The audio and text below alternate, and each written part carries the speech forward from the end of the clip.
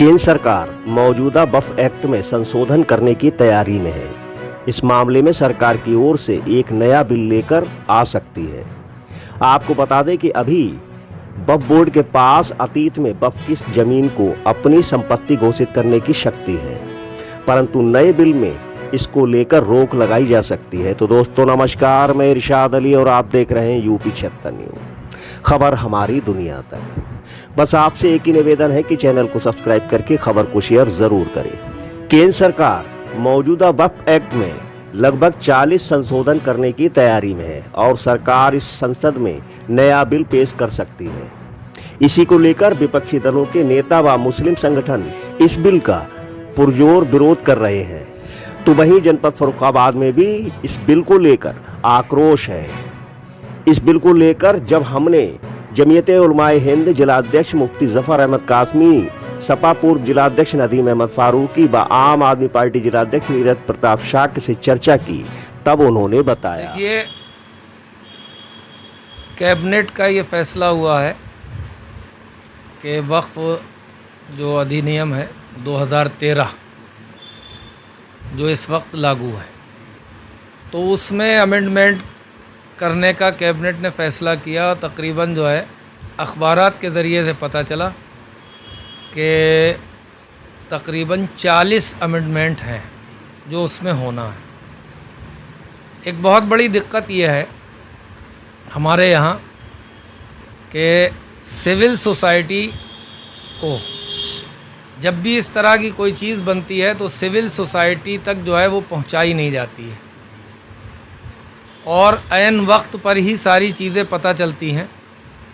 जबकि तरीक़ा ये रहा है कि अगर कोई तब्दीली कानून में या कोई तरमीम है या कोई नया कानून बनाने जा रहे हैं पार्लियामेंट में, तो उसमें ये होता है जो सिविल सोसाइटी होती है उसकी हिस्सेदारी होती है बाकायदा, कि उनके पास ड्राफ्ट भेजा जाता है कि हम ऐसा ऐसा चाहते हैं।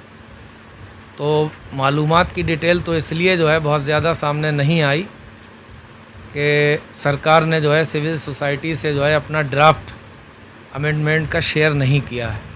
जो कुछ भी मालूमात है वो अखबारात की बुनियाद पर। अखबारों के जरिए ये मालूमात हुई है, कुछ मुस्लिम बुद्धिजीवियों से इस पर जो है काम करवाया गया, पूछा गया इसका बदलाव आना। मुस्लिम बुद्धिजीवी जो है ऐसे ही आप समझ लीजिए जैसे कुछ लोग मीडिया डिबेट्स में जो है पैसे लेकर के बैठ जाते हैं और वो पक्ष रखते हैं वो मुसलमानों का। वो मुसलमानों का पक्ष नहीं रखते हैं, बल्कि जो है जो मीडिया को मसाला चाहिए होता है परोसने के लिए, वो मसाला मीडिया जो है ख़रीद के लाता है और वो पेड लोग होते हैं। ना वो हमारे तर्जुमान होते हैं, ना वो हमारे प्रवक्ता होते हैं, ना हमारे लोगों की तरफ से वो भेजे जाते हैं।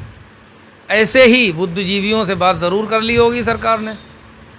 मुल्क में जो है ऑर्गेनाइजेशंस हैं, सिविल सोसाइटी में मुसलमानों की भी बहुत सी तंजीमें हैं।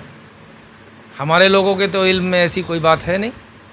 नहीं, अगर मान लीजिए ये बिल संशोधन हो गया तो इसमें क्या फ़र्क पड़ेगा? देखिए, वक्फ प्रॉपर्टी जो है, पहले तो ये भ्रम जो फैलाया गया है ये दूर होना चाहिए। वक्फ प्रॉपर्टी मुसलमानों को सरकार की तरफ से दी गई दान में कोई ज़मीन नहीं है, बल्कि हमारे सदियों से रहने वाले भारतीय मुसलमानों ने अपने मजहबी और दीनी कामों के लिए, चैरिटेबल के लिए बहुत सी जायदादें, बहुत सी ज़मीनें, कीमती ज़मीनें वक्फ की थी। ये वो ज़मीनें हैं, ये किसी का ना तो छीना हुआ हक़ है, न सरकार की तरफ से जो है ली हुई कोई खैरात के टुकड़े हैं, बल्कि ये हमारे अपने पुरखों की खून पसीने से हासिल की हुई ज़मीनें और जायदाद। पहले ही इस सिलसिले में जो है जो पावर्स हैं वक्फ बोर्ड्स के पास, वो इतने कमज़ोर हैं कि मुल्क में हज़ारों की तादाद में वक्फ प्रॉपर्टी पर जो है लोग कब्ज़ा किए हुए हैं और बड़े पैमाने पर उनका जो है मिसयूज़ किया जा रहा है और हम लोग उसे जो है कब्ज़े से छुटाने में और जो है मुसलमानों के मफाद में, जैसा कि उन्हें वक्फ किया गया था, यूज़ करने में कामयाब नहीं है। अब अगर ये एक फिर अमेंडमेंट के साथ आता है तो इसकी कोई हैसियत ही बाकी नहीं रहेगी। हमें तो ये लगता है कि सरकार जो है पहले हमारा नंबर लगा रही है मुस्लिमों का, कि जो हमारी वक्फ जायदादें हैं उनका एक्ट जो है बिल्कुल कमज़ोर करके उसको बेकार कर दिया जाए। उसके बाद जो दीगर माइनॉरिटीज़ हैं, धार्मिक माइनॉरिटीज़ हों या भाषाई माइनॉरिटीज़ हों, उनका नंबर लगेगा। और आखिर में जो है मेजॉरिटी के लोगों का भी नंबर लगेगा, जो मठों पे दान है और मंदिरों पे दान है, चैरिटेबल, बचेगा कोई नहीं, नंबर उनका भी लग जाएगा। लेकिन हमारी लोगों की तरफ से जो है दो टूक बात यह है कि वक्फ बोर्ड के 2013 के एक्ट में कोई भी संशोधन, कोई भी अमेंडमेंट जो है हमारी कम्युनिटी को काबिल कबूल नहीं है। सरकार को जो है ये बात ध्यान में रख कर के ही कोई भी कदम उठाना चाहिए। हम लोग जो है इस तब्दीली को बर्दाश्त करने की पोजीशन में नहीं है। पूरी तरीके से कुछ तो तभी कहा जा सकता है जब कुछ बिल प्रस्तुत हो कि किस तरीके का संशोधन सरकार करना चाह रही है, उसके बाद ही कुछ कहा जा सकता है। लेकिन सरकार अगर कोई संशोधन बिल ला रही है, निश्चित ही सरकार की नीयत उसमें ठीक नहीं होगी, क्योंकि सरकार की नीयत अल्पसंख्यकों के हितों को लेकर बहुत अच्छी नहीं रही है। और चूँकि वक्फ जो है वो वक्फ एक सेक्रामेंट है, ये मुस्लिम लॉ में एक सेक्रामेंट की का व्यवस्था रखता है। तो यदि अगर कोई इसका कुठाराघात किया जाता है, इनके पावर्स को कर्टल किया जाता है, तो ये बेसिक मुस्लिम्स के राइट पर बेसिक चीज़ पर हमला होगा।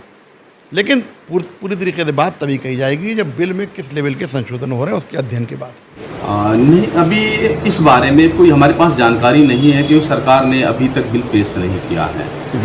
यदि मान लिया ठीक है, संज्ञान में आता है कि उसमें क्या नियम बनाए गए हैं, क्या बिंदु हैं, तो हमें लगता है कि जो लोग इससे प्रभावित हो रहे हैं, जो समाज प्रभावित हो रहा है, जो व्यक्ति प्रभावित हो रहे हैं, उनसे कंसर्न करना चाहिए। सरकार का रवैया शुरू से ऐसा रहा है, जैसे किसान का बिल लेकर के आए, उन्होंने सीधा कहा कि हमने किसान से बात की है, और एक भी किसान से कोई बात नहीं की। किसानों के बारे में कानून बनाए जाते हैं और किसान से पूछा नहीं जाता है। जवानों के बारे में अग्निवीर योजना ली जाती है, जवानों से पूछा नहीं जाता है। माताओं बहनों के लिए नियम बनाए जाते हैं, उनसे पूछा नहीं जाता है। व्यापारियों के लिए नियम बनाए जाते हैं, उनसे पूछा नहीं जाता है। जमीन या खरीद, सबके पास जमीनें होती हैं, उनके लिए नियम बनाया, उनसे पूछा नहीं जाता है। हमें लगता है कि जो अल्पसंख्यक समाज है, ये अकेला मंदिर और मस्जिद की बात नहीं है, वक्फ बोर्ड की बात नहीं है। सरकार का काम सीधा सा मुझे लगता है कि लूटो और लूटने का प्रयास है। जो वक्फ बोर्ड की जमीनें हैं या वक्फ बोर्ड का नियम है, उसके हिसाब से, उसके संविधान को देखते हुए, वक्फ बोर्ड कंसर्न को देखते हुए उससे वार्ता करनी चाहिए, और वार्ता करने के बाद बिंदु सुनिश्चित होनी चाहिए। उसके ऊपर विधानसभा में या लोकसभा में या विधान परिषद में जिस मामला है, अगर स्टेट का मामला है तो स्टेट के अंदर डिस्कशन होना चाहिए। और डिस्कशन होने के बाद देखिए, सरकार का रवैया पारदर्शी होना चाहिए। लेकिन वर्तमान सरकार में आप जानते हैं कि कोई भी रवैया पारदर्शी नहीं होता है। सरकार सिर्फ नफरत की राजनीति करना चाहती है और नफरत की राजनीति करती रही है। स्पेशली अल्पसंख्यक समाज को, और उसमें भी मुस्लिम समाज को विशेष तौर पर ये टारगेट करते रहे हैं। ये जरूर चाहते हैं कि किसी भी तरह से धार्मिक नफरत बढ़ाई जाए, कट्टरता बढ़ाई जाए। और इनका मंदिर और मस्जिद से कोई लेना देना नहीं है। इनका काम मंदिर और मस्जिद के जो गुल्लके हैं उनके ऊपर कब्जा करना है, उनको हथियाना है, उस पैसों को लूटना है, उनकी जमीनों को लूटना है। इसके अलावा हमें नहीं लगता कुछ है। और ये किसी भलाई के लिए लगता है नियम नहीं लाने वाले हैं, सिर्फ नफरत फैलाने के लिए और उनकी जमीनें या उनकी प्रॉपर्टी को देखते हुए जिसपे उनकी बुरी नजर है। हमें लगता है ऐसे बिंदुओं से हमें सचेत रहना चाहिए।